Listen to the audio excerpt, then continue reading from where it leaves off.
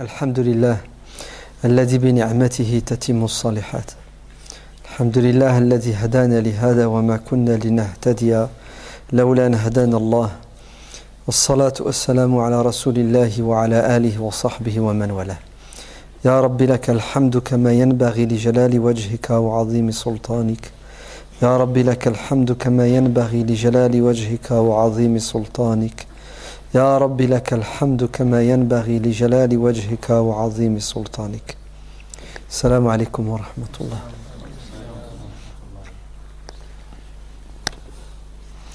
Les détracteurs et les ennemis de l'islam,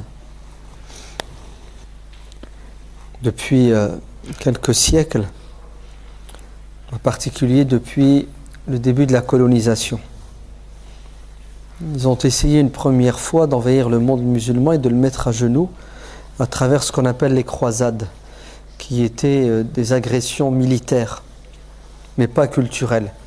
D'ailleurs, les croisés, quand ils se sont installés dans le Moyen-Orient musulman, se sont fait influencer par la civilisation musulmane. Ils ont pris des musulmans énormément de choses. Et ensuite, ils ont dû plier bagage malgré eux, parce qu'ils n'étaient pas les bienvenus dans cette région du monde qu'ils dominaient, colonisés par la force. Mais ils sont revenus à l'attaque, cette fois de manière plus sournoise, on va dire plus intelligente, l'intelligence maléfique. Et ils ont dit que les musulmans, pour les dominer, il ne faut pas utiliser uniquement la force militaire, mais il faut utiliser aussi la puissance économique de l'Occident avec la technologie. On est au XVIIe siècle, XVIIIe siècle, mais il faut surtout utiliser l'arme de la culture. C'est pour ça qu'ils ont envoyé ce qu'on appelle des explorateurs, c'est ça ? Qui sont en fait des scientifiques, des intellectuels qui avaient pour mission d'étudier le monde musulman à tous les niveaux pour mieux le connaître, afin de trouver les failles pour le dominer, pour le coloniser. Et effectivement, la colonisation, cette fois, sera non pas militaire et économique, mais militaire, économique et culturelle, intellectuelle, philosophique. Et ils vont comprendre, ce n'était pas difficile à comprendre, que le ciment et la force de la communauté résidaient dans sa religion, l'idéologie, la pensée. Donc si vous voulez les coloniser, il faut toucher le système immunitaire de cette communauté, qui est sa religion.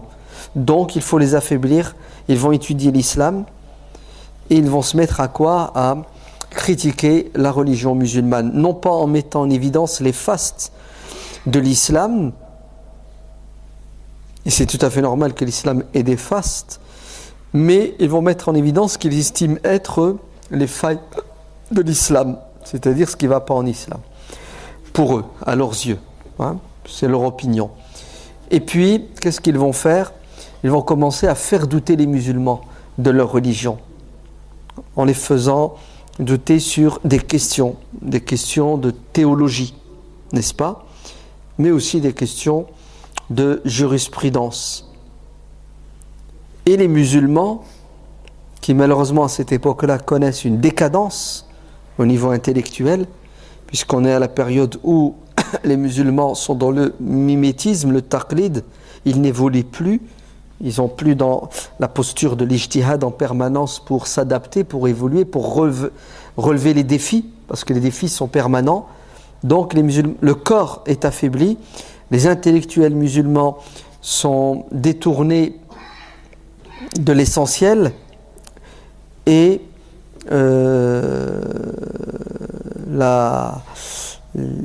l'attaque va être terrible, puisque au XIXe siècle, il commence à y avoir des musulmans qui doutent de l'islam, des musulmans qui vont être acheminés en Europe, chez nous ici en France, en Angleterre, en Allemagne, et qui vont retourner dans leurs pays respectifs avec cette fois un esprit laïque, puisqu'en Occident la laïcité prend le dessus sur la religion chrétienne. Et cet esprit laïque va faire que dans les pays musulmans, il va y avoir hein, une apostasie, puisque des musulmans vont renier l'islam en retirant de l'islam ce qui est fondamental ou en rajoutant à l'islam ce qui lui est totalement étranger. Et puis on va avoir une cinquième colonne, d'accord ? Les gens qui vont faire la promotion de la laïcité anticléricale, la laïcité anti-religieuse, promotion de l'athéisme aussi. Ça se résume comme ça. Si vous voulez évoluer, vous développer, être moderne, il faut vous débarrasser de votre religion. N'est-ce pas ? Et si vous ne voulez pas vous en débarrasser vous-même, on va vous aider. Ou on va vous forcer. Et vous verrez qu'il va y avoir des destructions de mosquées. On va interdire, par exemple, la langue arabe, hein, comme c'est arrivé en Algérie. Puis on va s'attaquer à un élément important de la communauté musulmane qui s'appelle la femme. Ouais. En la poussant à quitter l'islam. En lui faisant croire que la femme musulmane est soumise, dominée. Son statut est un statut inférieur à celui de l'homme. Et que la femme occidentale s'est libérée du joug, du carcan de la religion. Et que pour qu'elle soit l'égale de l'homme et qu'elle ait tous ses droits, il faut qu'elle devienne athée. Ou à la rigueur qu'elle reste musulmane, mais de culture. Hein, elle doit être musulmane uniquement au niveau culturel. Et ça va marcher. Ça va marcher. Les musulmans et les musulmanes, tout doucement, hein, vont devenir schizophrènes. Ouais. Ils vont devenir des musulmans des 4 temps, comme beaucoup de chrétiens. Musulmans à la naissance, avec la aqiqa, avec la circoncision. Musulmans quand il y a un mariage, on ramène l'imam pour célébrer le mariage. Musulmans quand on a un problème et on ne lui trouve pas de solution, on appelle l'imam pour faire intervenir les forces surnaturelles. Musulmans quand il y a un décès, quand il y a un mort. Au niveau politique, musulmans pour jurer sur la Bible, sur le Coran, pardon, qu'on va respecter les principes religieux de justice. Point final. Est-ce que vous vous rendez compte qu'on arrive à un stade au début du XXe siècle où on n'a plus besoin de non-musulmanes pour s'attaquer à l'islam, au statut de la femme musulmane, mais des musulmanes de culture, d'origine, de naissance, ouais, elles-mêmes vont faire le travail. Le MLF, le mouvement de libération de la femme, va voir le jour dans le monde musulman. Et la libération de la femme signifie l'athéisme, le laïcisme, le rejet de la religion, hein, que ce soit le volet spirituel ou le volet économique ou politique de la religion. Et conséquence, des générations vont naître et voir le jour et ils ne seront plus éduqués dans la religion parce que les femmes elles-mêmes ne le seront pas pour plusieurs raisons. Donc, le néocolonialisme, d'accord, culturel, et secondo, l'analphabétisme, ouais, qui détruit la communauté musulmane. Pas seulement les hommes, mais aussi les femmes. Et les femmes plus que les hommes. D'accord ? Donc, des gens analphabètes qui vont tomber dans l'ignorance, des gens qui, au niveau économique, sont au bas de l'échelle, et on sait tous que la pauvreté est souvent synonyme de quoi ? De mécréance. Hein. Les gens, s'ils ne mangent pas, ils ne boivent pas, ben, ils ne peuvent pas adorer Dieu. Okay ? Tout ça va créer une apostasie, ouais, qui fait que malheureusement, les musulmans et les musulmanes, et les musulmanes en particulier, vont être loin de l'islam. Très bien. Les responsables ne sont pas uniquement les colons, mais ce sont les dignitaires religieux musulmans qui, normalement, ont pour mission d'éduquer les gens, de leur donner les outils intellectuels pour pouvoir évoluer. Et nos religieux, à cette époque-là, malheureusement, ne seront pas à la hauteur. Surtout dans le domaine de la question féminine. Et on peut faire un comparatif avec le Moyen-Âge chrétien. La femme n'avait pas de statut. Elle n'était même pas considérée comme un être humain à part entière puisqu'elle n'avait pas d'âme. Elle était synonyme de diablerie, puisque dans la littérature judéo-chrétienne, c'est elle qui a poussé Adam au péché. Donc elle porte le fardeau du péché originel. Ben écoutez, ces égarements vont gagner le monde musulman. Et la femme dans le monde musulman va devenir effectivement une personne non grata, qu'il faut reléguer dans un coin et qui n'a pas de statut intellectuel ni spirituel. Vous savez, dans les années 30, dans les années 50, dans le monde musulman, les femmes ne priaient pas, grosse majorité. Ou, si elles priaient, elles n'avaient pas le savoir, la science et la connaissance. Elles ne savaient ni lire ni écrire. D'ailleurs, encore aujourd'hui, l'analphabétisme dans beaucoup de pays musulmans est de règles, de rigueur chez les femmes. Comment voulez-vous que cette communauté évolue si la femme, qui proportionnellement représente la moitié, voire plus, de la communauté, et c'est elle qui porte majoritairement le fardeau de l'éducation, les résultats ne peuvent être que décevants, voire catastrophiques. Et ça continue encore aujourd'hui. C'est vrai que les femmes savent lire et écrire beaucoup plus qu'avant. C'est vrai qu'il y a plus de liberté. C'est vrai qu'elles ont des droits. Mais les ennemis de l'islam continuent leur coup bas en essayant de faire croire que la femme n'a toujours pas de statut musulmane. Elle n'est pas l'égale de l'homme en droit. À cause de quoi ? À cause de la religion. Non pas à cause du manque de religiosité, du manque de pratique de la religion. Non pas à cause de la situation économique et politique dans les pays musulmans, mais eux, ils pointent du doigt l'islam parce qu'ils connaissent l'importance de la spiritualité chez l'individu. Et ils veulent vider, et ils continuent à vider la femme musulmane de sa dimension spirituelle. Oui. En Algérie, quand il y avait la colonisation, leur objectif c'était quoi ?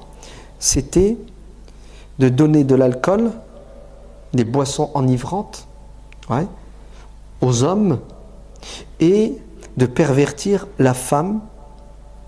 Un général de l'armée française disait: on n'arrivera pas à les soumettre avec les armes, avec des canons, mais nous arriverons à les soumettre, à les dominer avec un verre de vin et une prostituée. Et ils avaient fait, j'ai plus la date en tête, une fois une manifestation dans les années 30, et ils avaient ramené des petites Algériennes qui étaient passées par l'école de la République, qui a pour objectif de les vider de leur dimension spirituelle et religieuse. Et puis ils se sont fait avoir par ces jeunes filles qui, lorsqu'elles sont montées sur l'estrade, elles ont mis un voile sur leur tête, pour leur montrer que le travail que vous êtes en train de faire ne portera pas ses fruits, parce que la religion, elle est là malgré tout, bien qu'il y a eu des dommages collatéraux. Bref, comment ?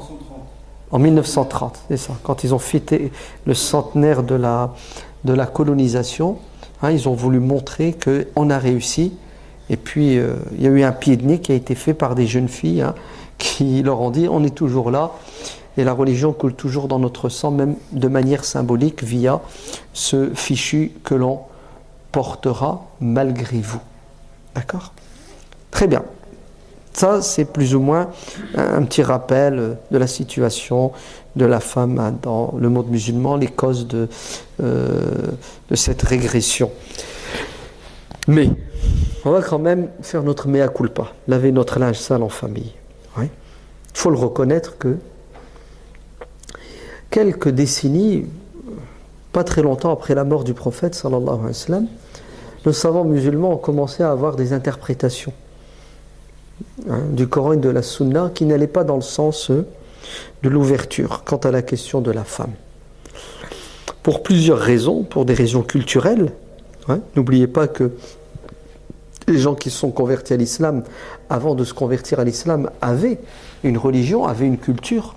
Ils vivent dans des sociétés qui ont un passé qui est toujours présent. Et la religion va se mélanger avec la culture. Si par exemple la Perse, les Perses qui se convertissent à l'islam, deviennent des musulmans, ils gardent des résidus de la religion, le mazdékisme, c'est ça, le mazdak. Et dans cette religion, la femme est vénérée. C'est pour ça qu'ils vont faire de Fatima, alayhi salam, presque une déesse, n'est-ce pas? En Inde, la femme, c'est quoi? C'est un objet qui est au service de l'homme. Quand son mari meurt, il faut la brûler. Elle doit se brûler, elle doit mourir avec lui. Donc, vous savez, les musulmans ne vont pas tout à fait se débarrasser de la jahiliya. Ils vont garder avec eux des résidus. C'est pour ça qu'ils vont avoir une approche de la question de la femme, tout en étant musulmans, qui parfois trahit des évidences coraniques et des évidences dans la tradition du prophète. Et on va voir un fiqh, un droit musulman qui va se développer dans le domaine de la question de la femme qui ne peut que être désapprouvé par toute personne qui a un esprit critique et qui est épris d'égalité et de liberté. La deuxième raison, c'est dû aussi au fait que beaucoup de savants musulmans sont tombés à outrance, avec exagération, dans la pratique d'un principe qui est en soi bon et véridique et utile, qui est le sadd de dhara'i', c'est-à-dire il vaut mieux prévenir que guérir. D'accord? Tout ce qui mène au haram doit être prohibé. C'est ça? Donc, l'ihtiyat, la prévention, va prendre le dessus sur la licéité, l'autorisation.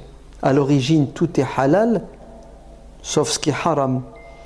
Dans ce domaine en particulier, du statut de la femme, des droits de la femme, nos savants vont restreindre son champ de liberté tout doucement sous prétexte que pour la protéger, pour protéger la société de toute dérive. Donc il vaut mieux quoi? Il vaut mieux interdire des choses qui à l'origine ne le sont pas ou ne doivent pas l'être. Une question toute simple, comment vous expliquer que dans le monde musulman, à un moment donné, dans l'histoire et encore aujourd'hui, les mosquées sont interdites aux femmes. Si ce n'est pas écrit noir sur blanc, concrètement, dans l'inconscient des musulmans et leur conscient, dans la réalité, c'est appliqué. La femme n'a pas à aller à la mosquée. Alors, on trouvera toujours un texte pour appuyer cette interprétation. Par exemple, dans le Sahih de l'imam Bukhari, notre mère Aïcha radhiyallahu anha dit, si le prophète sallallahu alayhi wa sallam était parmi nous aujourd'hui et qu'il voyait comment les femmes se comportent à l'extérieur de chez elles, dans la voie publique, dans la société, il leur interdirait d'aller à la mosquée. D'accord? Pourquoi? Parce que la religiosité a plus ou moins baissé. En sachant que Aïcha radhiyallahu anha met la barre très haute. Donc pour elle, il suffit de descendre un peu et c'est considéré comme étant un manque de piété, de religiosité. Tout est relatif, vous le savez très bien. Anas ibn Malik radhiyallahu anhu dit, aujourd'hui les gens font des péchés, qui ils les considèrent comme étant anodins, petits. Au temps du prophète sallallahu alayhi wa sallam, on les considérait comme des grands péchés. C'est une question de sensibilité, c'est une question de piété scrupuleuse.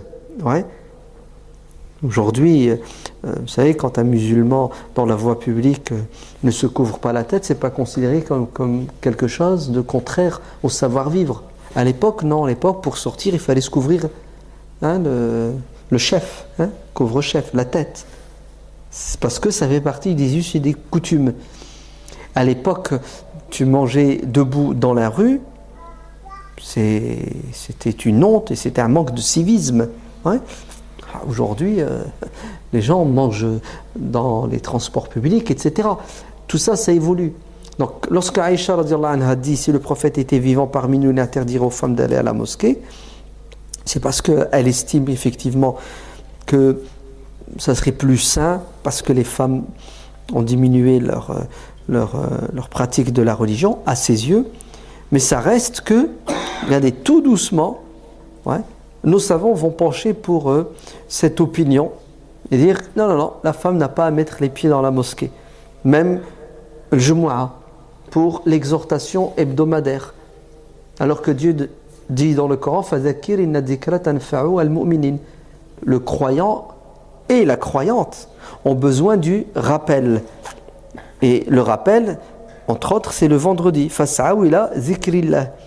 La prière de Jumu'ah sera réservée aux hommes et non pas aux femmes, ce qui va faire effectivement que la religiosité des femmes va encore diminuer. Il y a un problème, au lieu d'apporter une solution pour le régler, qu'est-ce qu'on fait?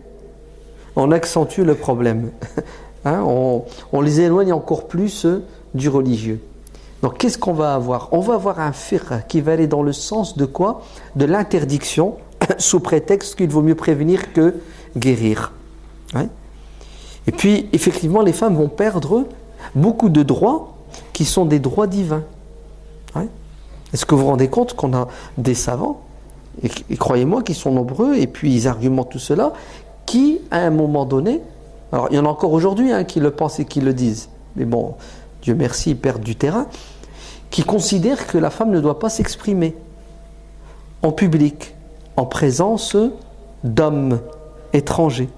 À la rigueur, elle s'exprime dans un cadre familial hyper restreint, c'est-à-dire sa famille proche, ceux avec qui elle ne peut pas contracter un mariage, mais en dehors de cela, elle doit être muette. On lui coupe la langue. Alors que Dieu dans le Coran nous ordonne à dire le bien. Wa qulu lin-nasi husnan, dites aux gens le bien. Et le Coran s'adresse aux hommes et aux femmes. Alors que le Coran nous dit qu'il faut ordonner le bien et condamner le mal. C'est ça? Comment veux-tu ordonner le bien et condamner le mal si tu ne parles pas?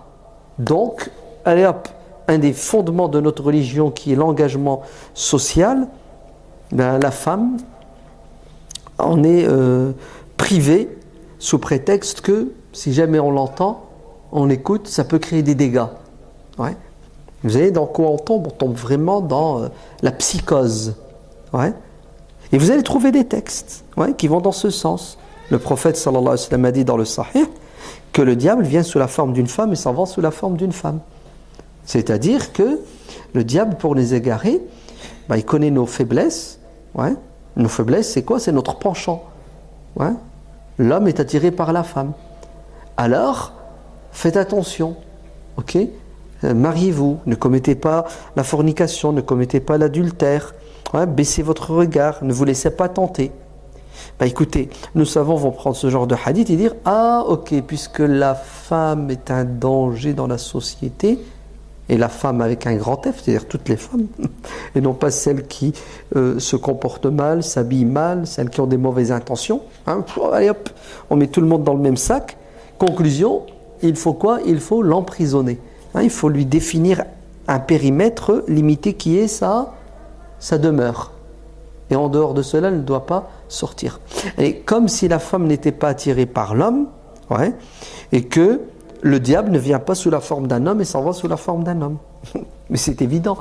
La femme est attirée aussi par l'homme. C'est pour ça que Dieu dit aux femmes de baisser leur regard. C'est-à-dire de ne pas regarder celui qui pourrait être source de sédition, de fitna. Vous avez vu, subhanallah, 2 poids 2 mesures. On va toujours vers quoi? Vers la restriction et l'interdiction, la privation des droits fondamentaux de la femme pour un intérêt général. Et ça crée un déséquilibre. Alors il y a un hadith qui a circulé, un pseudo-hadith, ou une parole qui en fait n'a pas de sens, qui dit que on regrette une époque où la femme ne sortait que 3 fois dans sa vie. C'est ça? La première fois du ventre de sa mère, vers cette dunya. La seconde fois de la demeure de son père, le tuteur, vers la demeure de son mari. Et la troisième fois de la demeure de son mari vers la tombe. Vous vous rendez compte? Elle sort des ténèbres de l'utérus pour qu'elle soit emprisonnée dans les ténèbres de sa demeure. Et finir dans la tombe. C'est puissant quand même. Et puis, pour agrémenter tout cela, on vient avec un hadith où une femme, son mari part en voyage et il lui dit « tu ne sors pas », son père tombe malade et son père l'appelle au secours, il veut la voir avant de mourir, c'est à peu près comme ça. Et comme son mari lui a dit de ne pas sortir, donc elle est prête entre l'enclume et le marteau, elle va demander conseil au prophète via quelqu'un, bien entendu. Le prophète lui dira « obéis à ton mari », son père mourra, et le prophète lui annoncera que son père lui a pardonné, que Dieu a pardonné à son père et l'a mis au paradis parce qu'elle a obéi à son mari. Un hadith qui est faux, qui n'a aucun sens, puisque la visite c'est quelque chose de recommandé, voire parfois d'obligatoire, comme dans ce cas. Donc voilà, c'est ce qui va se passer et c'est ce qui malheureusement existe encore. Il ne faut pas le nier aujourd'hui. Regardez, vous allez voir la bêtise et la stupidité chez les musulmans. Dieu dans le Coran dit de manière claire et nette: Az-zaniyatu waz-zani. La fornicatrice et le fornicateur. C'est un péché, la fornication. Le zina est haram aux hommes et aux femmes, on est d'accord. Faites un sondage et demandez. Les musulmans vous disent non, il est 2 fois plus haram pour une femme que pour un homme. Et quand je lui dis pourquoi, il ne dit pas parce que l'homme, quand il fornique, ça n'a pas de conséquences sur lui. Et elle, quand elle fornique, ça a des conséquences puisqu'elle va tomber enceinte et il va y avoir un enfant qui va découler de ce péché. Donc, et c'est dans la culture, c'est dans l'inconscient, c'est dans la réalité, dans nos sociétés. On ferme les yeux sur le dévoiement des garçons, mais pas celui des filles. Donc on serre les boulons et la fille, on la préserve, on la protège à coup de pression, d'interdictions qui n'ont pas lieu d'être, au lieu d'éduquer les gens. Et le garçon, il a quoi? Il a cette liberté de désobéir et de pécher. C'est terrible quand même, non? Vous ne trouvez pas? Aïb, c'est honteux quand une fille fume dans le Maghreb. Au Moyen-Orient, ils sont un peu plus cool dans ce domaine. Et quand un garçon fume, ça ne dérange pas. Pourquoi? Parce que ça va, le garçon, il est supérieur. Etc., etc. Donc tout ça fait que, aujourd'hui, au nom de la religion, les femmes sont privées, au nom d'une interprétation abusive, erronée, culturelle de la religion, les femmes sont privées de droits fondamentaux, ce qui fait que, au niveau religieux, sont plus faibles, les conséquences sont terribles sur la famille, les relations dans le couple, et l'éducation des enfants. Et les ennemis de l'islam, elles se frottent les mains. Ils n'ont pas besoin de mentir, d'inventer. Il suffit qu'ils observent ou qu'ils écoutent des religieux et des imams parler de la femme, des droits, des devoirs de la femme, et ils trouveront, sans trop de difficultés, le bâton pour nous frapper. Non, c'est pire. Le bâton pour éloigner nos sœurs, nos femmes, nos filles, nos mamans de la religion. Parce qu'une femme normalement constituée, elle est éprise de liberté, de justice.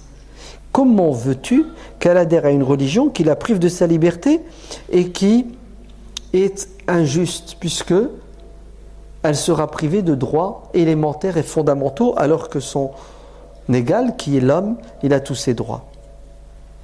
Et c'est ce qui se passe. Hein, beaucoup de nos filles, de nos sœurs qui ont grandi en Occident, hein, qui ont abreuvé depuis le jeune âge cet esprit de justice et de liberté, elles t'ont dit ah non, moi l'islam, j'en veux pas. Pourquoi? J'ai vu mon père. Mon père, il est Hajj puissance 3, puissance 4. Il est même imam, c'est ça? Et j'ai vu comment il nous a éduqués. Le garçon, il avait tous les droits, et nous, les filles, on n'avait aucun droit. Hein?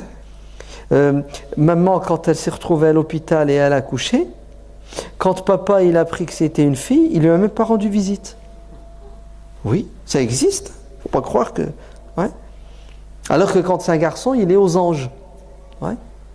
Comment voulez-vous que ces filles adhèrent à cette religion alors que tout les pousse? Alors, à cette religion, on est d'accord, hein, c'est l'interprétation, la pratique, la compréhension de la religion erronée. Mais que voulez-vous? Elles ne connaissent pas l'autre visage de l'islam, le vrai visage de l'islam.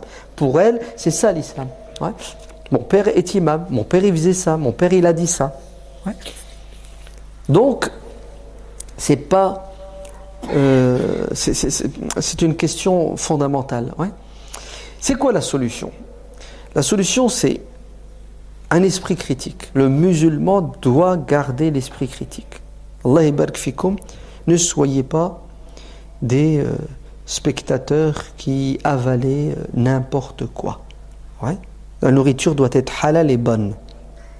Quand quelqu'un s'exprime et parle, vous gardez votre recul intellectuel, votre esprit critique. C'est très important.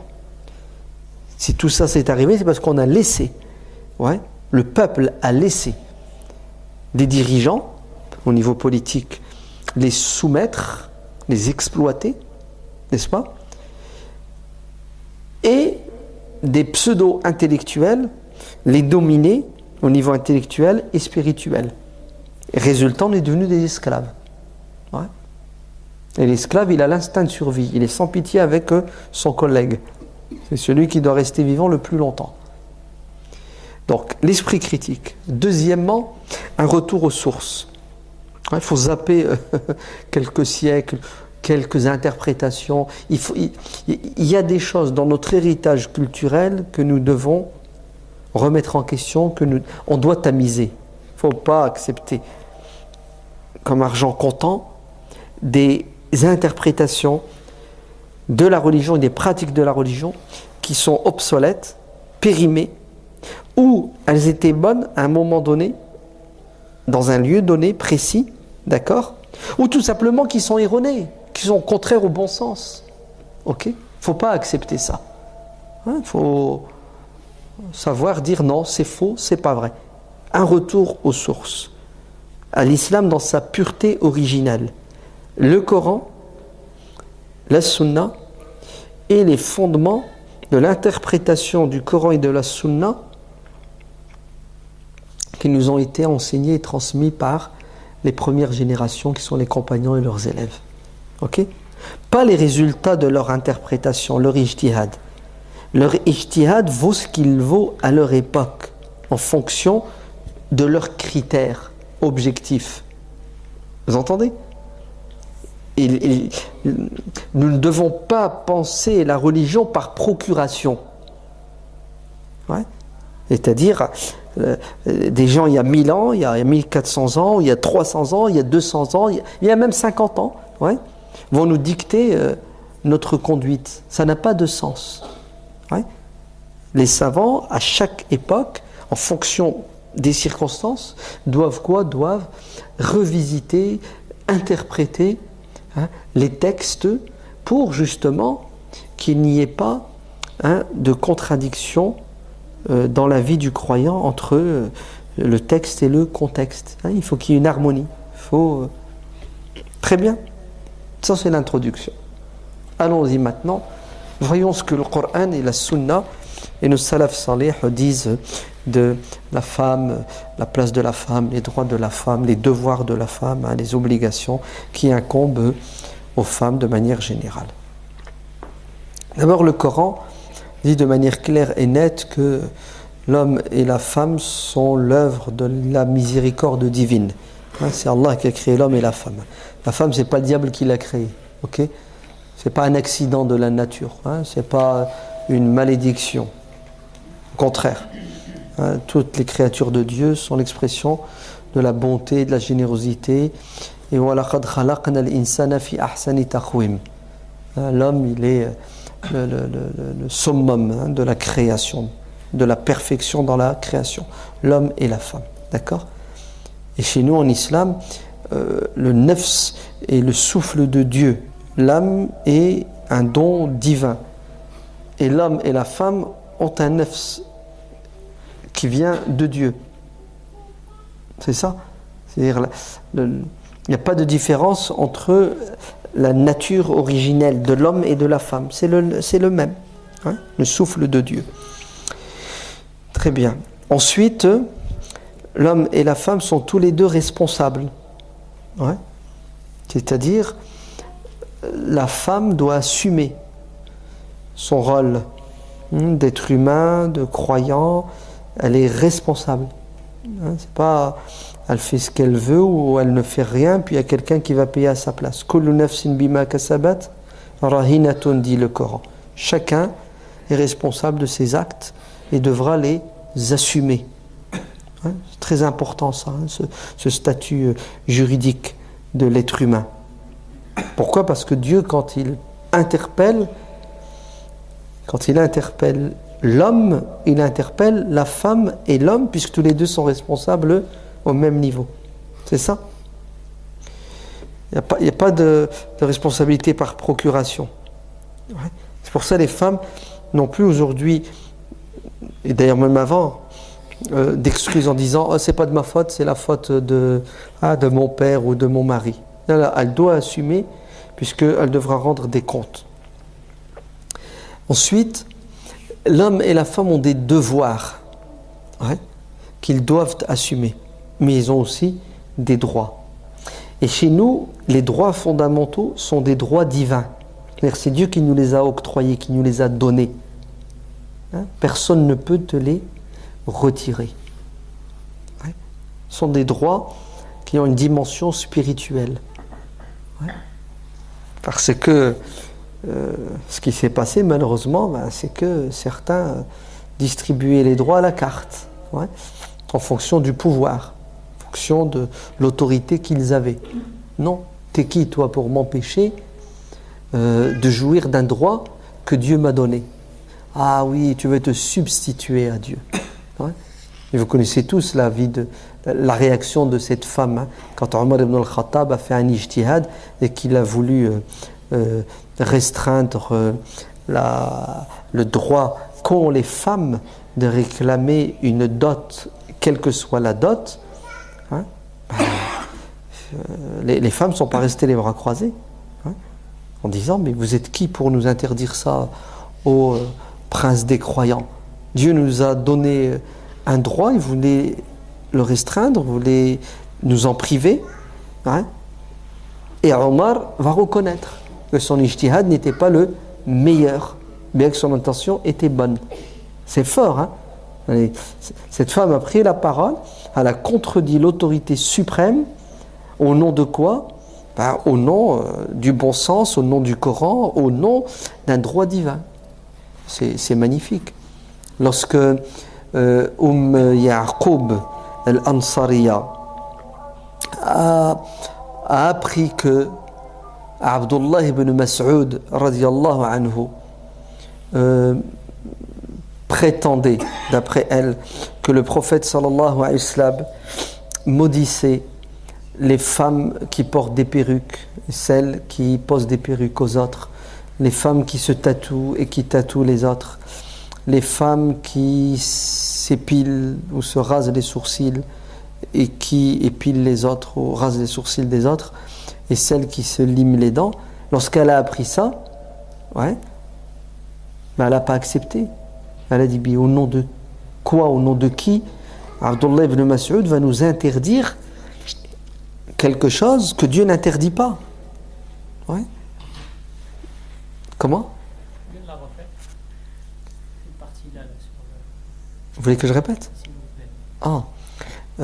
Yaqub, l'Ansariya, une musulmane, elle apprend que Abdullah ibn Mas'ud, le compagnon du prophète, interdit, ouais, au nom de Dieu, ouais, aux femmes de porter des perruques, ouais, de s'épiler ou de se raser les sourcils, de se tatouer et de se limer les dents et de le faire aux autres.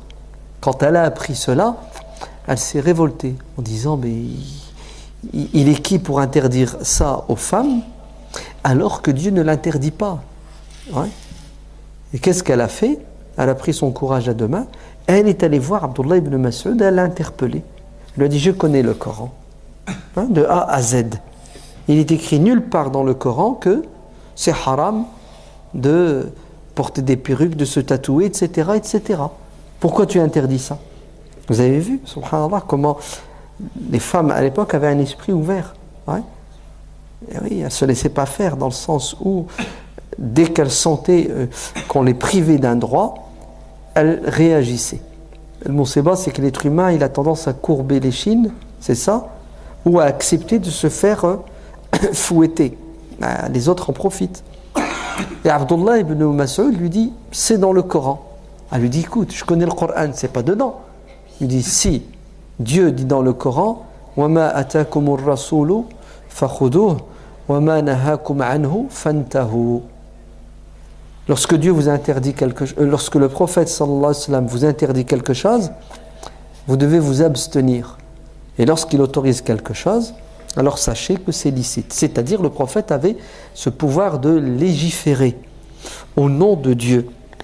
Et les interdits, les obligations ne sont pas uniquement dans le Coran.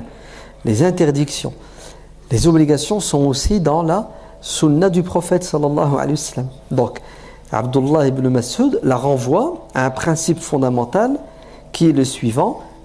Il n'y a pas que le Coran, mais il y a la sunna qui vient compléter, expliciter le Coran. Et mes oreilles ont entendu le prophète sallallahu alayhi wa sallam dire 4 femmes sont maudites, 4 types de femmes. Et il lui récite le hadith. Donc ça va. Elle est convaincue, elle a compris qu'elle ignorait certaines choses, mais ce qui nous interpelle ici, c'est, est-ce que vous avez vu sa démarche? Ouais. Hein? Je m'oppose, je cherche à comprendre, et une fois que tu m'as convaincu, j'accepte. Mais elle ne s'arrête pas là, et elle va lui dire, ok, très bien, mais ta femme fait tout ça. Ouais. Ton épouse, elle fait ça. Hein, elle se tatoue, elle porte des perruques, etc. Abdullah lui dit, très bien, je t'autorise à aller chez moi, et si tu trouves qu'elle enfreint la loi de Dieu, je m'engage à divorcer d'elle sur le champ. Et elle va aller chez Abdullah ibn Mas'ud, elle va découvrir que la femme de Abdullah ibn Mas'ud est conforme à l'enseignement de son mari, c'est-à-dire elle ne commet pas tous ces interdits. Et elle reviendra, elle dira à Abdullah ibn Mas'ud, c'est bon, tu es quelqu'un d'entier, ouais, qui enseigne et qui éduque sa famille. Donc, dans notre religion, ce qui est extraordinaire, c'est que les droits et les devoirs fondamentaux sont l'expression de la volonté divine et prophétique. Donc, l'humain a des limites. Hein? Il ne pourra pas interdire quelque chose que Dieu a autorisé, ou autoriser quelque chose que Dieu a interdit. D'accord? Bilal, le fils de Abdullah ibn Omar, radiyallahu anhu, avait une épouse. Et Bilal va dire à sa femme, je ne veux plus que tu mettes les pieds à la mosquée. Je t'interdis d'aller à la mosquée. Et sa femme lui dit, écoute, je veux aller à la mosquée, c'est nécessaire, c'est bon, c'est utile pour moi, je recherche à plaire à Dieu, à aller à la mosquée, etc., etc. Il lui dit, je suis ton mari, tu dois m'obéir. Elle lui dit, certes, mais tu n'as pas tous les droits. D'accord? Et elle va aller se plaindre auprès de son beau-père. Donc Abdullah, le fils de Omar ibn al-Khattab, le grand compagnon. Ouais. Al-Faqih, le pieux, l'ascète, soucieux de pratiquer à la lettre les enseignements coraniques et prophétiques. Elle lui dira, Ami, Khalé, ton fils Bilal m'empêche et m'interdit d'aller à la mosquée. Qu'est-ce que va dire Abdullah à sa belle-fille? Il va dire, écoute ton mari, reste à la maison. La prière de la femme à la maison est meilleure que sa prière à la mosquée. Il va convoquer son fils, il va dire, ta femme me dit que tu ne veux pas la laisser aller à la mosquée. Oui, c'est vrai. Alors mon fils, je vais t'apprendre quelque chose. Mes oreilles ont entendu le messager de Dieu, sallallahu alayhi wa sallam, dire La tamna'u ima Allah masajid Allah. N'interdisez pas aux servantes de Dieu de fréquenter les maisons de Dieu, c'est-à-dire les mosquées. Le prophète alayhi salam dit vous n'avez pas à interdire à votre femme d'aller à la mosquée. Si vous avez des droits sur vos femmes, et si vos femmes ont des devoirs vis-à-vis de leur mari, mais c'est limité. Vous ne devez pas être des tyrans, des despotes et des dictateurs. Ouais.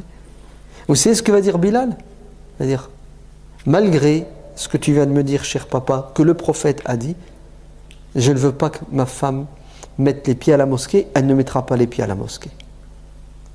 C'est fort quand même, hein? Non? C'est de la folie, c'est pas fort. C'est de la bêtise. Ouais. Le prophète, c'est ça? Son père le rappelle à l'ordre et il s'en fout. Pourquoi est-ce qu'il s'en fiche? Parce que ça ne va pas dans le sens de ses désirs. Vous avez vu comment sont parfois certains musulmans?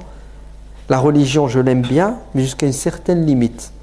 Alors que le prophète sallallahu alayhi wa sallam dit, vous ne serez de véritables croyants que si et seulement si vos envies, vos passions, vos goûts et vos colères, tout ce que vous aimez est conforme à quoi? À ce que j'enseigne.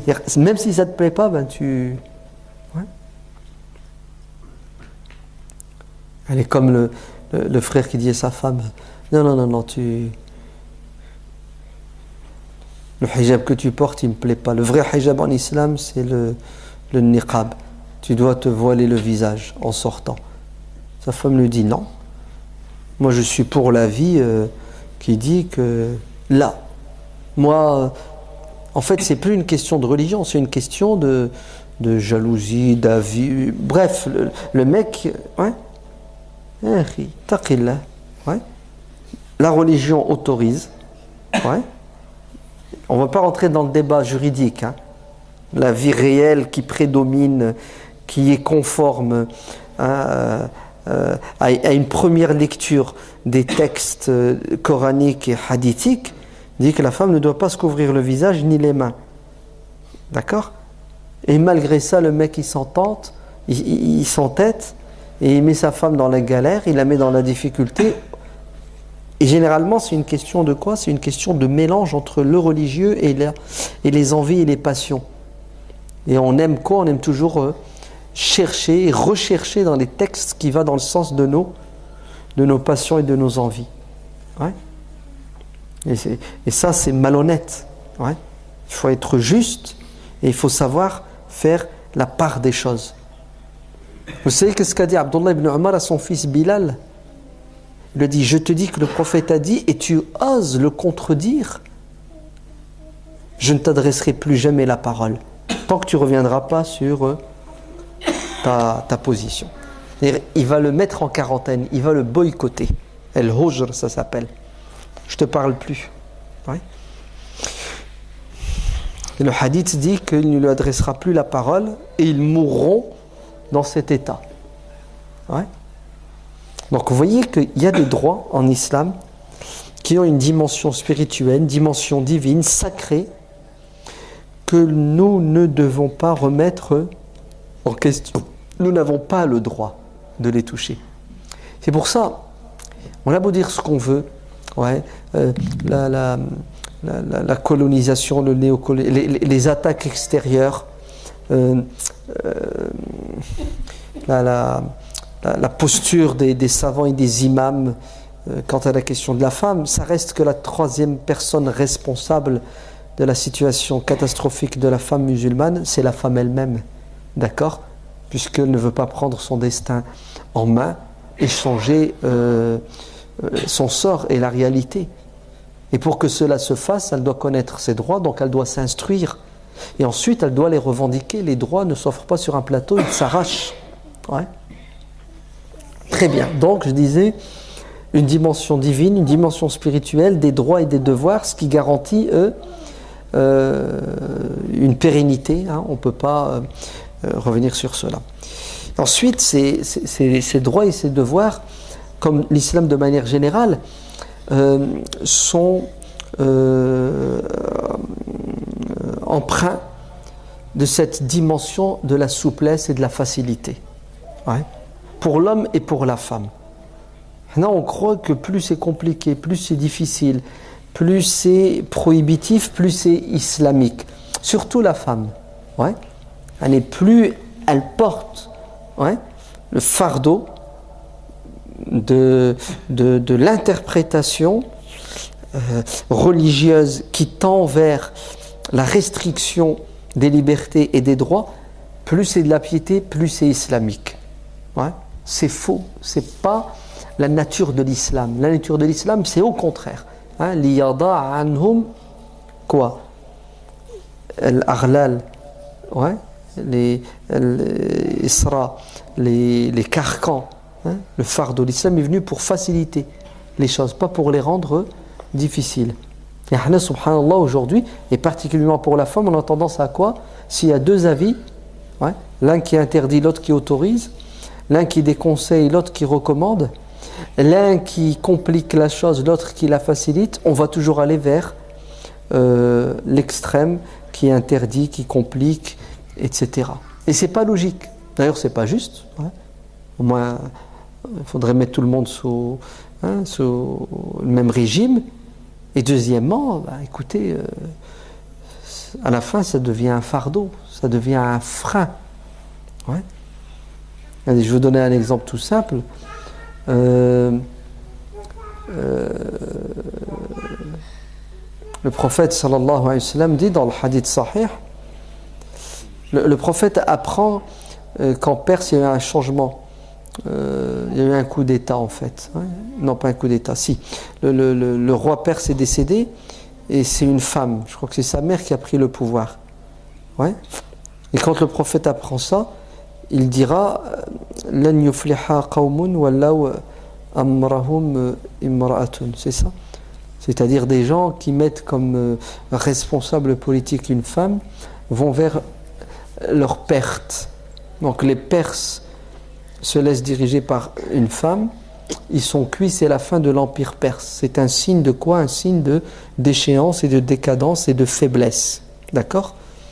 Cette parole a été récupérée, rattrapée et interprétée par la plupart de nos savants pour dire qu'une femme ne doit pas avoir de responsabilité politique. Ouais.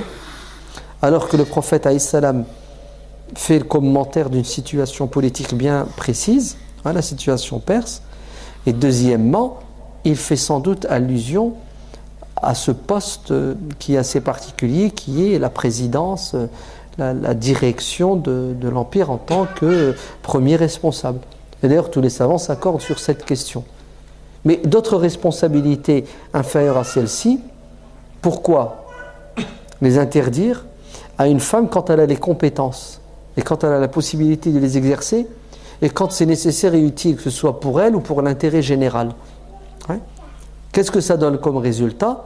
Ça donne, on prive la communauté de ses compétences, ce qui fait que beaucoup d'incompétents prennent la place de femmes qui sont hyper compétentes et ça freine l'évolution de notre communauté.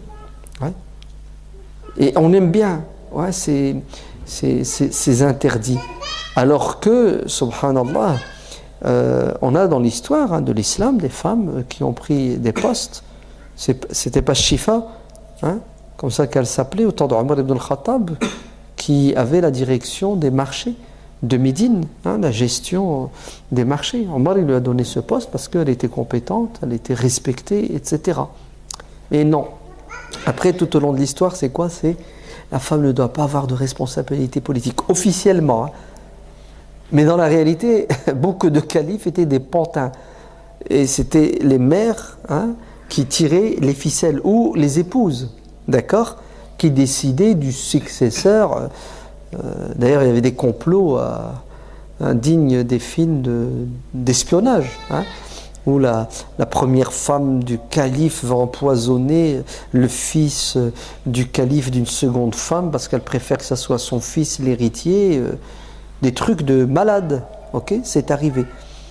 Donc, non. C'est pour ça, les savants qui sont sur le terrain et qui regardent, hein, et qui ont une vision à long terme, ils ont interprété les textes autrement, en disant non. La responsabilité, pour l'assumer, il faut des critères. Et le sexe n'a rien à voir dans le domaine, ouais, sauf dans 2 domaines, qui est la direction de la prière, hein, l'imama pour les hommes, et le poste de calife, c'est-à-dire de premier responsable politique. À part ça, hein, la porte est ouverte aux meilleurs. Ouais. Regardez, en Tunisie, il y a eu des élections législatives l'année dernière, c'est ça? Le mouvement qui représente l'islam dans sa pureté, sa grandeur et sa beauté, le mouvement Nahda, ouais, donc a proposé des candidats partout. 40% des élus sont des femmes. Vous entendez? C'est-à-dire dans le Parlement tunisien, ouais, 40% des députés du parti dit islamiste Nahda sont des femmes. Parce qu'elles sont compétentes et puis elles sont à la hauteur. On n'a même pas ça, hein, en France. Hein. Ouais. Les députés de l'UMP sont, je ne sais plus, à 81% des hommes et du Parti socialiste aussi. Hein. Pour vous montrer que le problème il est dans la culture, mais le problème il est aussi dans l'interprétation, parfois erronée des textes. Ouais. Et le grand cheikh Mujaddid, rénovateur de l'islam dans la péninsule indienne, indo-pakistanaise, il s'appelle Cheikh Aboul A'la al-Mawdoudi, ouais, rahimahullah, hein, une sommité. Dans les années 70, hein, il meurt en 79 je crois, dans les années 70 il y a eu des élections au Pakistan. Et il y avait une femme qui se présentait pour être présidente et un homme. L'homme, je crois que c'était Bhutto, hein, le père de Benazir, qui a été assassiné. Hein, Benazir Bhutto, elle a été assassinée l'année dernière. Ouais. Il y a 3 ans déjà. Oh, ça va vite. Benazir Bhutto, elle était aux États-Unis et un haut responsable de la CIA vient la voir et lui dit on vous a choisi pour devenir la présidente de la République du Pakistan. Tu vois, elle a rigolé, elle a dit vous êtes malade? Ouais. Déjà, je ne veux pas être présidente. Deuxièmement, comment je pourrais être présidente? Je ne suis pas au Pakistan, elle a étudié en Angleterre, etc. Et puis, j'ai pas de parti, j'ai rien, je fais pas de la politique. Il dit, ça, c'est pas ton problème. Tout ce qu'on veut, c'est que tu nous dises oui, et nous, on te garantit que tu vas devenir président de la République du Pakistan. Il dit, c'est pas possible. Il dit, écoute, laisse-nous faire, on sait comment faire. Prends la décision, dis-nous ouvertement que tu souhaites et nous, on va te préparer le terrain et tu verras, quand tu vas descendre à l'aéroport de Karachi, tu vas trouver 1 million de personnes qui t'attendent pour t'ovationner. Ben vous savez que ce que je vous dis, c'est Benazir qui l'a dit elle l'a écrit dans ses mémoires. Hein, ouais. Ben, elle a joué le jeu, elle a débarqué au Pakistan, elle a trouvé 1 million de personnes qui l'attendaient. Elle est devenue Premier ministre. Hein? Il y a quelques années, et là elle est revenue et ils l'ont tuée. Ils l'ont tuée il n'y a pas longtemps. Vous vous rendez compte? C'est-à-dire qu'ils ont la capacité de quoi? De mettre au pouvoir qui ils veulent, quand ils veulent, comme ils veulent. Ça s'appelle la manipulation. Ils ont les moyens. Donc quand il y a eu 2 candidats, un homme et une femme, la question a été posée, on vote pour qui? Ouais. En vérité, pour beaucoup de musulmans, la question ne se pose pas. Ouais. Parce qu'ils ont à l'esprit, c'est haram de mettre au pouvoir une femme. Aboul A'la al-Mawdoudi va leur faire un croche-pied. Il va leur dire, on vote pour cette femme. Oui. Donc ça fait un tollé, hein. Ça a rendu fou les savants classiques, etc. Et quel est l'argument d'Abou al-A'la al-Mawdudi? C'est quoi son argument? Hada, c'est un dictateur, c'est un tyran, ouais. C'est une pourriture, il nous a déjà dirigés, il nous a tués, il nous a massacrés. Eh ben, croyez-moi qu'entre une femme, aussi faible soit-elle, vous pouvez lui trouver tous les défauts, il vaut mieux, ouais, qu'on soit dirigé par une femme que par un tyran et un dictateur. En fait, il a pesé le pour et le contre, où se trouve l'intérêt. Et oui, vous avez vu l'intelligence, hein, d'Abou al-A'la al-Mawdudi. Très bien.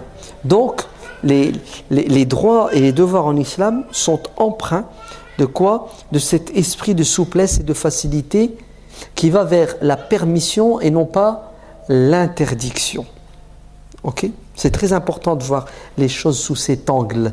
Sinon, il va se passer quoi? Il va se passer ce que je vous ai dit, à cause de la précaution, de la prévention, on va tout interdire.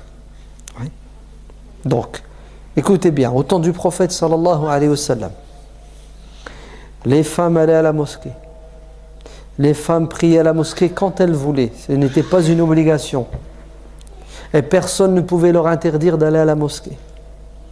Elles allaient à la mosquée aux prières qu'elles choisissaient, qu'elle soit la prière de l'Aïcha ou de Subh. Comme dit Aïcha radiallahu anha, nous sortions de la mosquée à l'époque du prophète dans la nuit noire, car il priait le Subh au début de son heure. D'accord? Et les femmes avaient leur place à la mosquée dans la dignité. Elles se mettaient derrière les hommes et les hommes étaient devant, sans mur, sans obstacle. Vous entendez? Et subhanallah, ça existe, il ne faut pas voir que la moitié du verre vide. Mais si vous allez en Turquie, ben vous verrez que les femmes entrent dans les mosquées, elles se mettent derrière les hommes. Vous allez en Malaisie, ben les femmes prient derrière les hommes, sans aucun voile, sans aucun mur. Le problème, il est chez les Arabes, je crois, non? Non, en fait, il n'est pas seulement chez les Arabes, c'est chez certains qui ont une interprétation un peu misogyne de la religion, ouais, machiste. Donc, les imams et les savants, subhanallah, vont finir par tomber dans quoi? Par interdire ce que Dieu et son prophète n'interdisent pas. Résultat, ouais, ben les femmes sont devant la télé, elles sont sur Internet, elles sont dans les grandes surfaces, elles sont partout où, bah écoutez, c'est nécessaire parfois, mais parfois on sait ce qui se passe, on sait ce qui se voit et ce qui s'entend. Mais la mosquée, non. La mosquée, ouais. C'est bizarre, hein. Dans l'Adim, c'est un truc qui, quand vous grattez, vous avez du mal à entendre et à comprendre. Et comment voulez-vous, Mskena, quelle est la foi, quelle est la connaissance de la religion, s'il n'y a pas la maison de Dieu, hein, où il y a les bénédictions, il y a les invocations des anges. D'accord? Si le prophète sallallahu alayhi wa sallam était vivant parmi nous aujourd'hui, il obligerait la femme d'aller à la mosquée pour pouvoir justement être encore plus musulmane. Car où est l'islam si ce n'est à la mosquée? D'accord? Ensuite, les femmes participaient à la construction de la communauté. Vous entendez? Est-ce que vous vous rendez compte que les femmes, au temps du prophète sallallahu alayhi wa sallam, faisaient les efforts pour la grandeur et le développement de l'islam? Elles prêchaient l'islam. Elles faisaient de la da'wa. Quand elles pouvaient convertir quelqu'un, elles le faisaient. Quand elles pouvaient expliquer l'islam, elles le faisaient. D'ailleurs, elles devaient le faire. Ouais. Omar ibn al-Khattab, radiyallahu anhu, avec Abu Bakr, se disait souvent: allons rendre visite à la martyre, à Shahida. Ouais. C'est qui cette femme? C'est une des premières converties, ouais, de l'islam. Et qu'est-ce qu'elle a fait, cette femme? Elle a converti des dizaines de femmes et d'hommes. Et c'est à elle que le prophète sallallahu alayhi wa sallam a autorisé de diriger la prière chez elle, dans sa maison, en tant qu'imam, et les hommes étaient derrière elle, les proches de sa famille, parce qu'elle était la plus compétente. Ouais. Et cette femme, le prophète alayhi salam a dit qu'elle était martyre. alors qu'elle est vivante. Effectivement, elle va se faire assassiner, tuer par des esclaves. Et Omar lui rendait visite parce qu'elle avait un statut, elle avait une importance, parce que c'était une femme engagée dans la communauté. Sulaym, elle est connue pour son engagement. Elle a converti des personnes. Et la première des personnes, une personne fondamentale qu'elle va convertir à l'islam, c'est celui qui va devenir son mari, Abu Talha. Abu Talha va la demander en mariage et elle va refuser parce qu'il n'est pas musulman. Et à votre avis, qu'est-ce que va faire Abu Talha? Sulaym va lui dire, un homme comme toi ne se refuse pas. Il était connu pour être quelqu'un d'honnête. Ouais. Mais ma religion m'interdit de t'épouser. Il lui dit, très bien, c'est quoi cette religion? Et qu'est-ce qu'elle fait? Elle saute sur l'occasion pour le prêcher, pour lui faire de la da'wa. Elle va réussir à le convertir. Et il va embrasser l'islam. Et c'est ce qu'elle lui dira. Maintenant que tu es musulman, j'accepte de me marier avec toi et je te fais un cadeau. Ton sadaq, ta dot, ouais, ce sera ta conversion. C'est-à-dire, je ne te demande rien. Le fait que tu sois musulman, pour moi, c'est le plus beau des cadeaux. Et elle va l'épouser et ils seront heureux. Et ils auront des enfants. Vous connaissez la suite du hadith, quand elle avait un enfant, il était malade et fiévreux, son mari quitte la maison le matin, et il rentre le soir, et il est mort en fait la journée. Et il lui dira comment va le bébé, elle dit il est en repos. C'était une expression qui voulait dire une chose et son contraire. Et c'est une femme qui était d'une patience, d'un sacrifice extraordinaire. Cette Sulaym, quand vous faites la vie du prophète alayhi salam, elle est présente.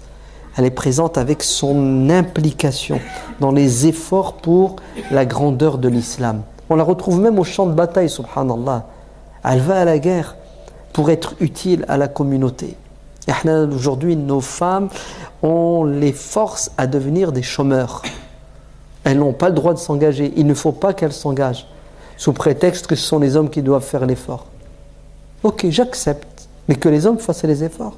En fait, j'accepte pas, c'est faux. Les femmes doivent faire un effort pour la religion comme les hommes.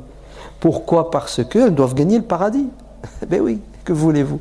Pourquoi ne serait-ce que l'homme qui doit plaire à Dieu à travers le sacrifice? C'est faux. والمؤمنون والمؤمنات بعضهم أولياء بعض يأمرون بالمعروف وينهون عن المنكر. Les croyants et les croyantes, tous les deux s'engagent pour ordonner le bien et interdire le mal. Tous les deux doivent participer à la construction de l'édifice. Ouais. Vous vous rendez compte, le prophète sallallahu alayhi wa sallam, il le savait et il l'a compris. C'est pour ça que le prophète ne leur a jamais dit restez chez vous. Ouais. Quand il partait, il prenait avec lui des femmes qui soignaient les blessés, qui ramenaient les blessés en ville quand ils étaient proches de Médine, qui préparaient les repas, ouais, qui participaient à la bataille quand c'était nécessaire. Vous avez vu? Et c'est comme ça que l'islam a avancé. Quand les hommes et les femmes, eux, participaient. Quand les hommes et les femmes, eux, se serraient les coudes ensemble. Ouais. Jabir ibn Abdillah, radiyallahu anhu, lors du siège de Médine, Ghazwat al-Khandaq, le fossé. Jabir, voyant le prophète sallallahu alayhi wa sallam dans un état terrible, la faiblesse tellement il a faim, qu'est-ce qu'il fait? Il va voir sa femme. Il lui dit, ma chère épouse, j'ai remarqué que le prophète sallallahu alayhi wa sallam était très atteint. Il est affaibli, ça fait plusieurs jours qu'il n'a pas mangé. Est-ce qu'il y a possibilité de faire un repas? Il y a quelque chose déjà à la maison? On lui dit, écoute, il n'y a pas grand-chose, il y a juste de quoi nourrir 3-4 personnes. Ouais. Donc tu peux ramener le prophète avec 3-4 personnes, mais pas plus. Et Jabir va, attrape le prophète, lui chuchote dans l'oreille qu'il est son invité, avec 3-4 personnes, pas plus. Et le prophète alayhi salam est tout heureux, joyeux. Et il annonce en public, vous êtes tous invités par Jabir ibn Abdillah. Et là Jabir il flippe. Il dit, mon Dieu, je lui dis 3-4 personnes et il invite 800 personnes. Mais la confiance est là. Le prophète sait ce qu'il fait. Maintenant, il faut régler le problème avec le ministre de l'Intérieur et des Finances, la femme. Alors c'est ce qu'il fait, il précipite le pas. Il devance le prophète pour annoncer à sa femme la catastrophe. Ouais. C'est pas 4 personnes que tu vas voir, mais c'est 800. D'accord? Et quand il rentre chez lui, il dit à sa femme, le prophète a invité tout le monde. Attention, hein. J'ai fait ce que tu m'as dit, mais ouais, crise pas. Ben là, il n'y avait pas besoin de lui dire ne crise pas. Vous savez ce qu'elle lui a dit? Elle lui dit, Dieu et le prophète savent ce qu'ils font. Vous avez vu la foi, vous avez eu la paix. Mais pourquoi ces femmes-là étaient dans cette posture spirituelle? Vous savez pourquoi?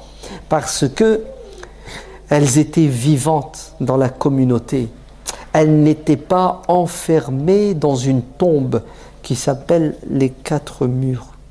Je sais que certains vont dire, ouais, il est en train de dire qu'il faut que la femme sorte de chez elle. Mais ça serait grave de dire le contraire. Mais elle sort déjà de chez elle. Le problème, c'est qu'elle ne sort pas assez de chez elle pour aller là où il faut aller. C'est-à-dire à la mosquée, à l'association. Arrêtons de se voiler la face. Ouais.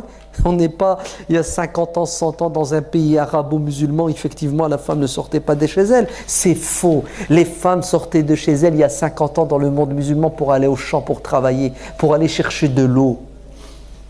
Oui, pour être des esclaves dans la dunya, tout était halal et permis. Mais pour être des esclaves de Dieu dans le din, pour la religion, là tout était interdit. C'est terrible, hein, comment les musulmans ont tout perverti. Donc aujourd'hui, Allah, tous les musulmans n'ont aucun problème avec leurs femmes quand elles sortent de chez elles pour aller où elles veulent. Mais dès qu'il s'agit de la mosquée, dès qu'il s'agit d'une activité, là il y a un frein. Et le frein, il n'est pas uniquement religieux, il est avant tout psychologique. Il est avant tout culturel. Et ça, c'est catastrophique. C'est ça qu'il faut changer. Vous imaginez, il y a des sœurs, il y a une conférence, le thème est intéressant, je vais y aller. Son mec, il lui dit non. Pourquoi? Il y a de la mixité. Il y a des hommes et des femmes. Khatar. Danger. C'est-à-dire, il considère tous ses frères musulmans, d'ailleurs, je ne sais même pas s'ils sont des frères, des demi-frères, des quarts de frères musulmans, comme des loups, des pervers sexuels. Si jamais sa femme, elle va là-bas, elle est en danger. Non mais c'est terrible. Wallah, moi je me souviens, il y a plus de 20 ans, on avait organisé une conférence dans une ville. C'est la première fois qu'il y avait une conférence publique, dehors, tout public. Ouais. C'était pas facile, hein. Et moi j'arrive, les jeunes ils avaient préparé la salle, etc. Et quand j'arrive, il y a un frère, il m'attrape avant d'entrer dans la salle en larmes. Mais pitié, un tbki, tu dis mon Dieu, il a perdu sa femme, son père, sa mère. Vous savez pourquoi il était dans cette situation? Il faisait partie des jeunes qui organisent. Parce que quand ils sont arrivés à la salle pour placer les chaises, l'organisation, ils se sont disputés. Il y a eu un irtilaf, une divergence qui a mené à quoi? À 2 clans. Vous savez quoi? Écoutez bien. Donc, ils ont posé des chaises, ils ont fait un premier rang, un premier rectangle, un deuxième, et au milieu, ils ont fait une allée. Et il y a des frères qui ont dit, écoutez, puisqu'il y aura des hommes et des femmes, les hommes à droite et les femmes à gauche, entre les deux, il faut bâtir un mur. Et ils ont bâti un mur.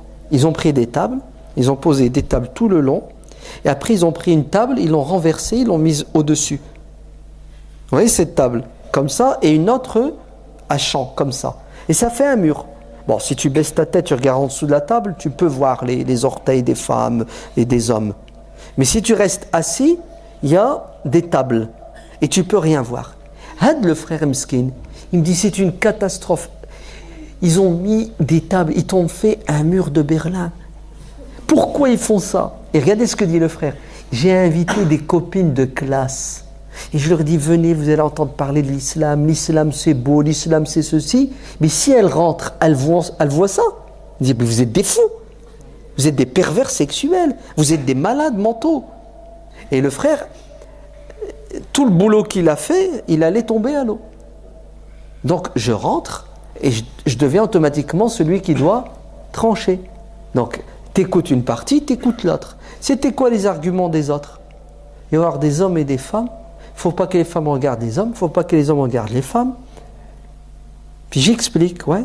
Je dis, écoutez, ceux qui viennent, normalement, ils regardent le conférencier, moi, ok? Et puis, somme toute, c'est pas trop grave si un homme regarde une femme, c'est pas la fin du monde, tant qu'il n'y a pas une mauvaise intention. Et puis nous, les intentions, Allah ne nous dit pas d'aller chercher dans le cœur des hommes, ni des femmes. Pourquoi il a regardé, il n'a pas regardé. C'est ça.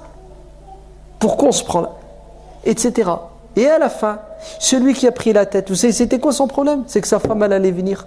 Il voulait que personne ne voie sa femme. Et j'ai pété les plombs, je lui ai dit, écoute mon frère, tu sais ce que tu vas faire? Ouais. Tu vas envoyer tu vas passer un coup de fil à ta femme, tu vas dire de ne pas venir. D'accord? Puisque les hommes sont si dangereux. Ouais. Et laisse-nous tranquilles. Nous, on a un message à passer. Ouais. Et si tu es si pieux et ta femme est si pieuse, ne venez pas. Retirez-moi ces tables. Nos filles vont à l'école, elles sont mélangées. Nos femmes vont au champ et à Carrefour, elles sont mélangées. Yani, subhanallah, dans toute la société, il y a de la mixité. Et quand il y a de la mixité à la mosquée ou dans une salle où il y a de la religiosité, ça devient interdit. Et cette histoire de mixité, c'est une bid'a, vous entendez?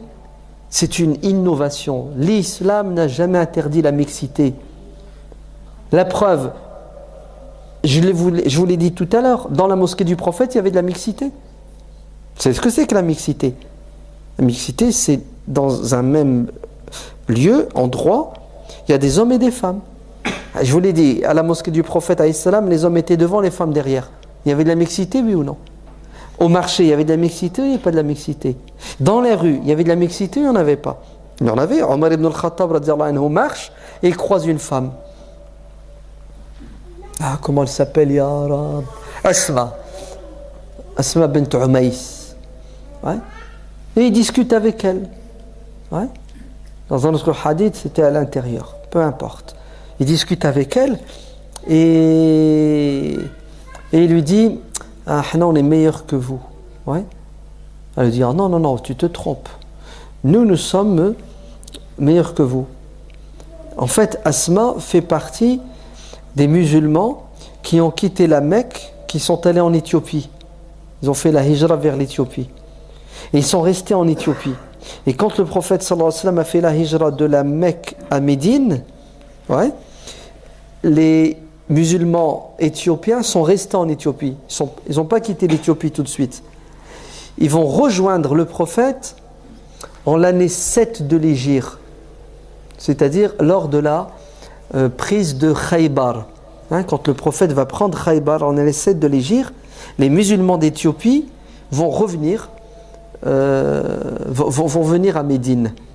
Donc ils sont restés en Éthiopie 7 ans après que le prophète ait fait l'Hégire, parce qu'ils pouvaient pratiquer leur religion sans problème. Donc Omar dit à cette femme, à cette musulmane, nous qui sommes restés avec le prophète, qui ont fait l'Hégire de la Mecque à Médine, on a un grade de plus parce qu'on s'est sacrifié pour la religion. Et Asma lui dit, non, tu te trompes. Nous avons plus de mérite, car nous étions dans un pays étranger, nous étions seuls, on devait faire face à toutes les difficultés de la vie. Vous aviez le messager de Dieu à vos côtés, qui vous épaulait, qui vous éduquait. Et ça va se terminer avec quoi? On va aller voir le prophète qui va donner raison à qui de droit. Et quand le prophète les a écoutés, il a dit, vous avez la récompense d'une hijra, Mecque, Médine. Quant à vous, vous avez la récompense de 2 hijras, la Mecque, l'Éthiopie, Médine. Donc vous voyez qu'il y avait des discussions et des débats et des rencontres et de la mixité de manière tout à fait naturelle. Ça n'existe pas une société où il n'y a que des hommes ou que des femmes. Ça, c'est dans ton esprit. Qu'il y ait des croisements, des rencontres, des échanges, tant que c'est fait dans les règles de l'islam. Vous entendez? Il y a des règles pour cohabiter, pour vivre ensemble, pour échanger. On les évoquera plus tard si vous voulez. Ben, la mixité n'est pas interdite. Par contre, ce qui est interdit, c'est, écoutez bien, en islam, c'est al-khulwa. C'est ce que ça veut dire, al-khulwa? Al-khulwa, c'est le fait de s'isoler avec une femme avec qui il y a possibilité de te marier. Là, c'est haram. Car le prophète, sallallahu alayhi wa sallam, l'interdit de manière claire. Si un homme se retrouve seul avec une femme, donc une étrangère, qu'il sache que le diable assistera à cet aparté. Ouais. Donc ça, c'est haram. Parce que justement, c'est une porte ouverte. À quoi? À ce que Dieu interdit. Hein? Dieu dit dans le Coran, Taqu khutuwat ash-shaytan, craignez les pas du diable. Ouais. Pour ça qu'il y a des, il y a des règles à respecter. Mais si on est dans une salle, on est dans un moyen de locomotion comme un avion, un train, si on est dans la mosquée, hommes et femmes, et qu'on respecte les règles de bienséance, la mixité, il n'y a aucun verset du Coran ni hadith qui l'interdit, ouais, si ce n'est votre fameux principe que vous utilisez à outrance de « il vaut mieux prévenir que guérir ». Et effectivement, ça donne des aberrations, puisque à cause de ça, certains savants sont allés jusqu'à interdire à la femme d'apprendre à lire et à écrire. Oui, parce qu'elle pourrait utiliser l'art de l'écriture pour envoyer des SMS. Ouais. Et utiliser l'échange, ouais, pour faire le péché. Et d'ailleurs, ça a donné l'aberration de l'interdiction de conduire. Hein? Hein? Pourquoi est-ce que ces savants-là interdisent à la femme de conduire? Parce qu'elle peut utiliser un moyen de locomotion pour atteindre un objectif qui est malsain.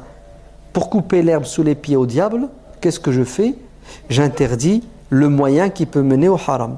C'est ça? Et qu'est-ce que ça donne comme résultat? Ben, ça donne ce que vous savez. Ouais. C'est la pression psychologique et sociale.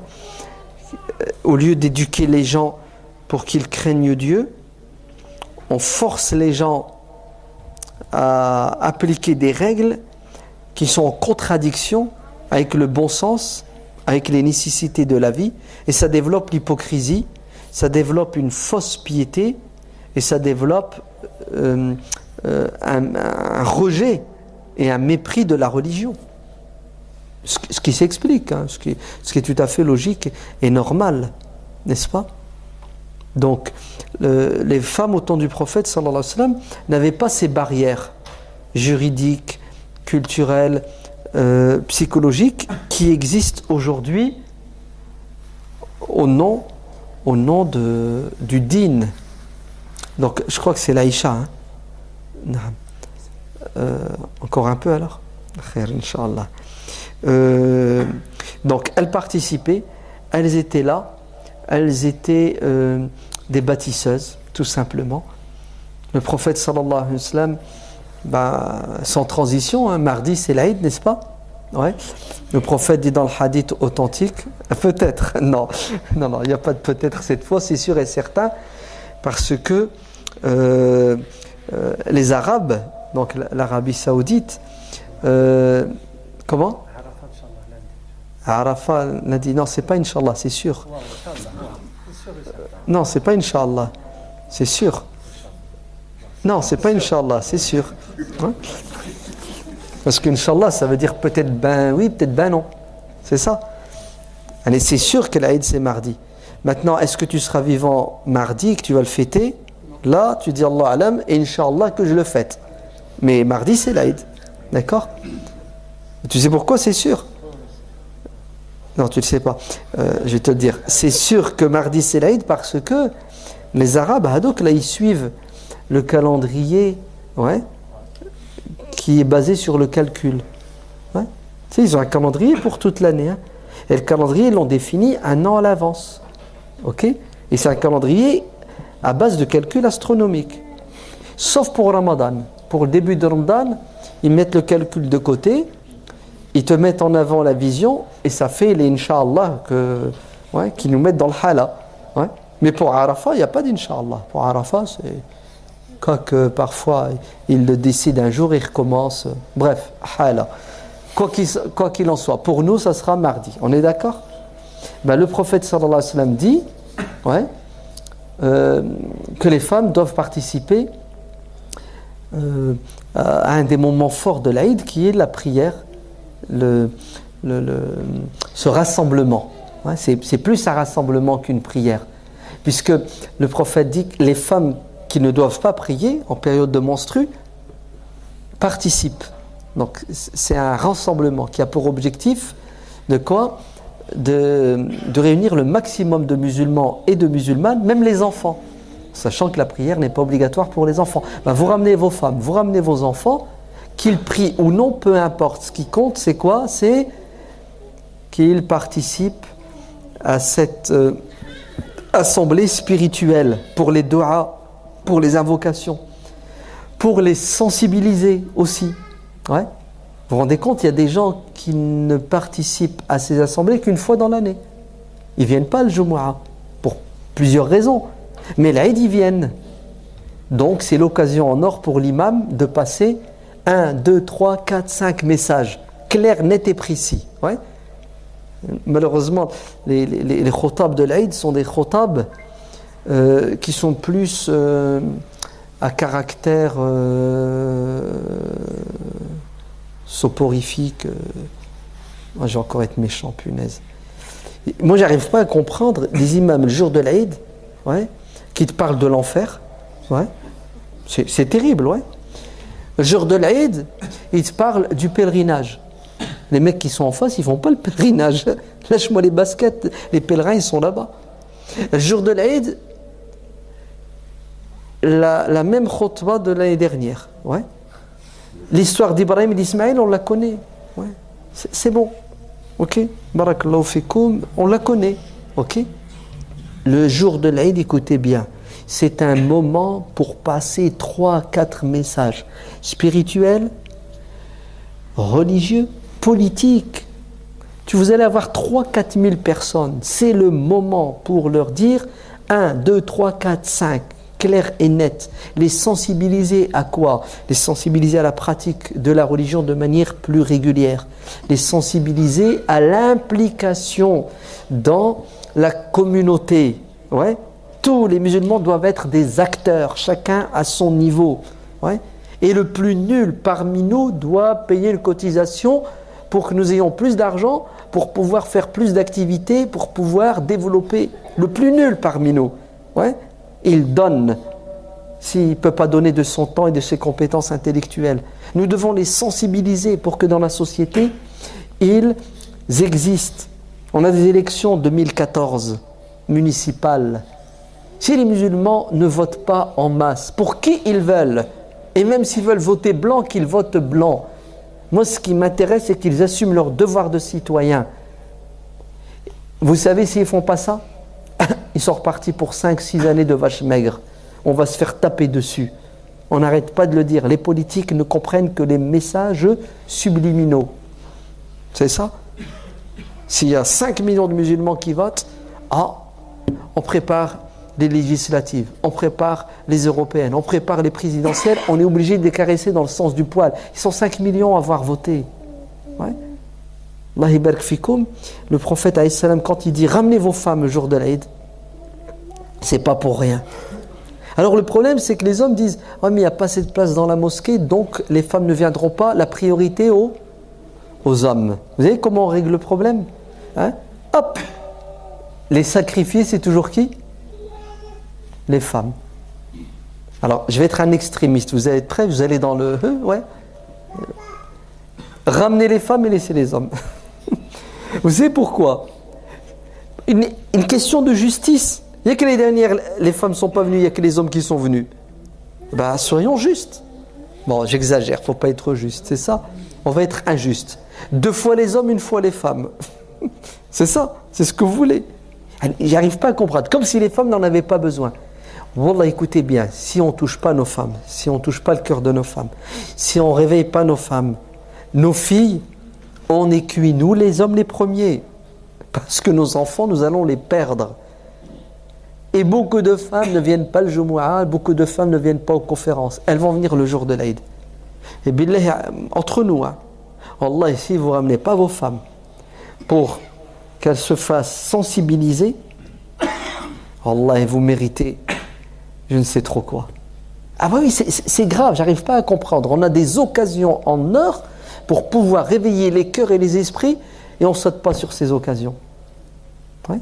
Donc le jour de l'Aïd, Allah barak fikoum, vous ramenez les femmes et les enfants, il faut qu'il y ait une ambiance, parce que c'est ce que faisait le prophète alayhi salam. Est-ce que vous imaginez? Il va parler, il va inciter les gens à donner, et après, il va se déplacer, il va aller du côté des femmes. Les femmes, elles étaient derrière. Il n'y avait pas de micro à l'époque. Peut-être qu'elles ont mal entendu, peu entendu. Et comment le prophète a le souci que son message soit entendu et compris par qui? Par tout le monde. Allah al-Adim, on a assisté l'année dernière, il y a 2 ans, des musulmans, ils ont fait la prière de l'Aïd dans une salle. Ouais, une salle de sport de la mairie. Eh ben, les micros, les baffes n'ont pas fonctionné chez les femmes. Ils ont fonctionné que chez les hommes. C'est grave ou c'est pas grave? Les femmes sont venues, elles n'ont rien entendu, elles n'ont rien vu. Rien vu, ça c'est tahsil hasil, puisqu'on les met toujours au plafond. Vous croyez que l'année d'après, ils ont réglé le problème? L'année d'après, même chose. Pourquoi? Parce que dans l'inconscient des hommes, c'est pas grave si les femmes elles n'entendent pas. Le plus important, c'est que les hommes, eux, entendent.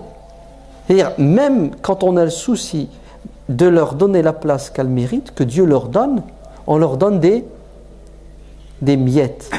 Pourquoi? Parce que c'est pas important, c'est pas grave, c'est pas obligatoire pour la femme, c'est secondaire, son mari va lui transmettre. Où sont nos filles? Où sont les filles des musulmans? Allah barik fikoum. Elles ont raté le train de la mosquée. Donc la prière de l'Aïd, ouais, le prophète sallallahu alayhi wa sallam est allé vers les femmes et il va leur tenir un discours. Et c'est ce qu'il va leur dire: tasaddaqna, donnez, hein, libérez-vous des flammes de l'enfer en faisant des sadaqas. Qu'est-ce que ça a eu comme impact sur ces femmes? Elles ont commencé à quoi? À s'alléger de leur parure, retirer leurs bagues, leurs colliers. C'est puissant. Regardez, une khutbah, une exhortation, une invitation au sacrifice, et Bilal est revenu avec des kilos d'or et d'argent. Vous avez vu le khayr où il est? Il est chez les hommes et les femmes. Mais à nous de respecter cette religion sans, vous savez, sans parti pris. Ouais. Soyons simples, soyons justes.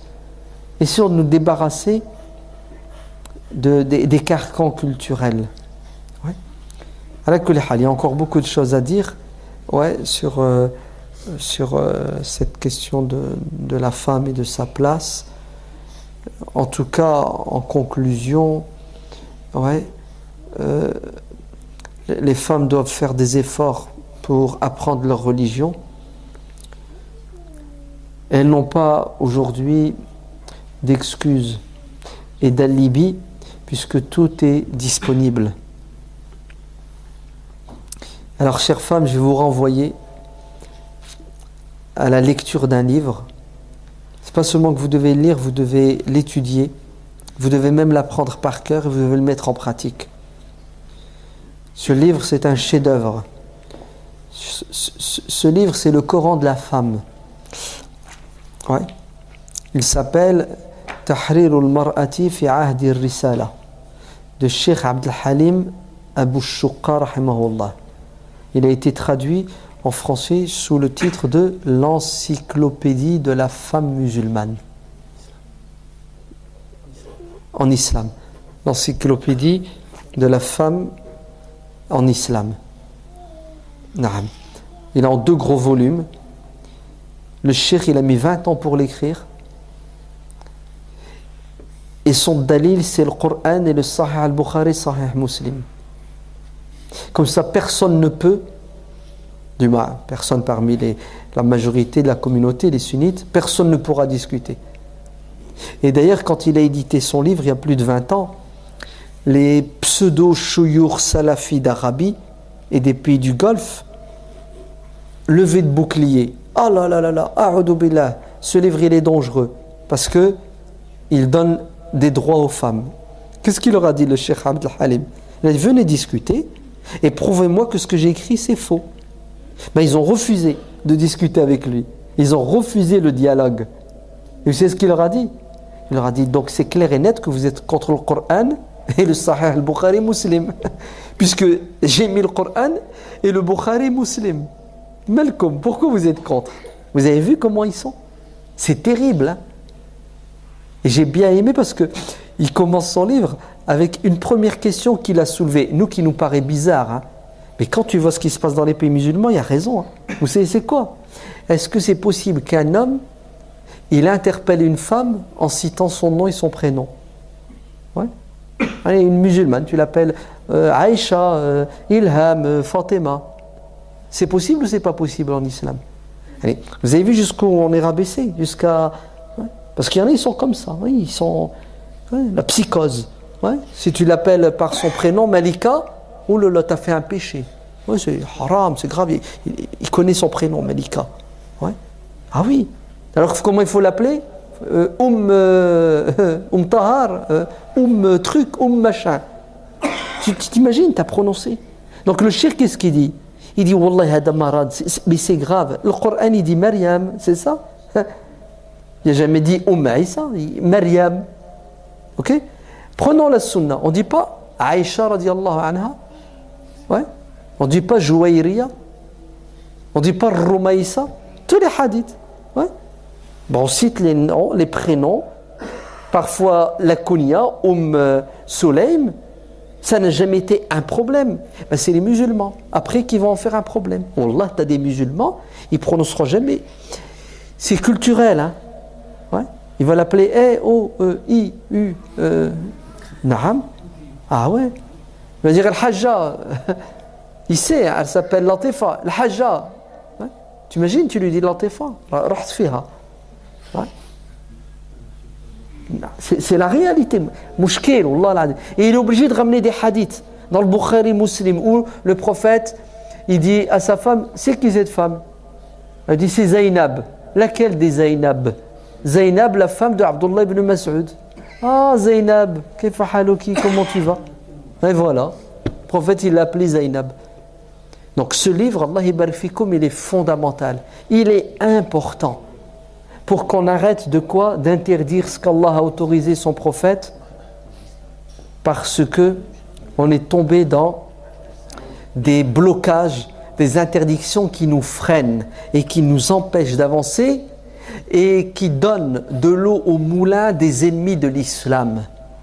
Car les ennemis de l'islam, quand ils entendent et quand ils voient comment les musulmans parlent et se comportent avec la femme, ben wallah, ils se frottent les mains, ils se lèchent les babines. Super, on a tous les ingrédients pour les tuer et surtout pour dissuader les gens d'adhérer à cette religion.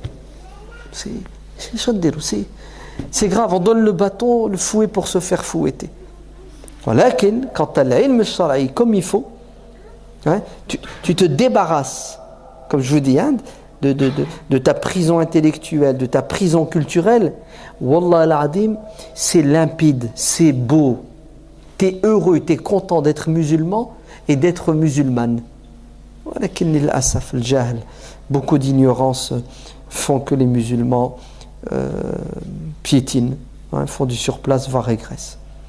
Wallahu a'lam walhamdulillahi rabbil alamin.